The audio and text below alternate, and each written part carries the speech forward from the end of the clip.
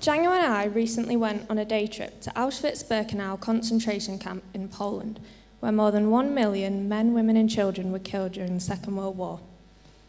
The trip was run by the Holocaust Educational Trust, and it was called Lessons from Auschwitz. We were joined by sixth formers from many different schools across the Northwest. The idea behind the scheme is that the two students would be able to share their first-hand impressions to ensure that what happened will never be forgotten. So that's what we are hoping to do with you today. There are many images that stay in your mind after visiting Auschwitz.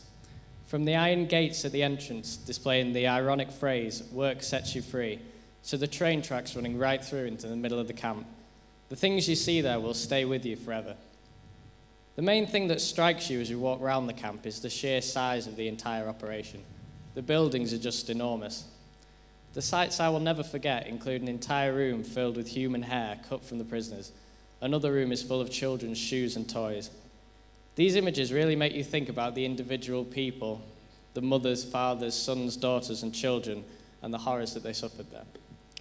Before the trip, we thought we'd understand Jewish persecution, understand some of the awful images from the Nazi regime, and imagine the atrocities that people faced at concentration camps.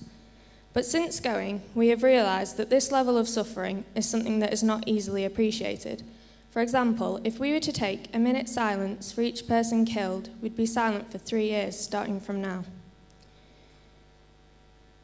One lesson I have learned is that I should not complain. The things I moan about, like pressure, stress, and exams, are not really that bad at all.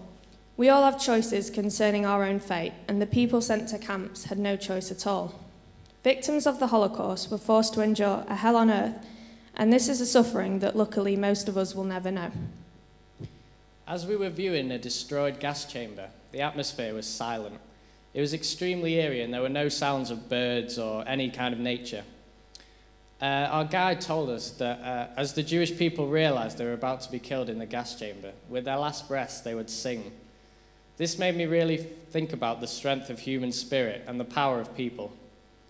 As she was describing this, a group of Israeli soldiers that were gathered around a monument a little way from us began to sing the same song that the Jewish people would sing before they were murdered. This was an incredibly powerful moment in our experience and one that few would ever witness. Before the trip, at a seminar we heard from a Holocaust survivor, a man now in his 80s named Ziggy Schipper. It's not that I expected him to be angry, but I assumed that bitterness towards his persecutors would be inevitable. Instead, he told us the opposite. Never hate. If you hate everybody, you become bitter and hate yourself. So instead of hating and resenting those that have hurt us, we should try not to hold grudges and try not to be prejudiced, as hard as that may be. There was a statue in Auschwitz donated by Germany in 2001 to the Polish people. I instinctively found myself questioning why Poland would accept this from a country that inflicted so much upon their people, as if a statue could ever apologise.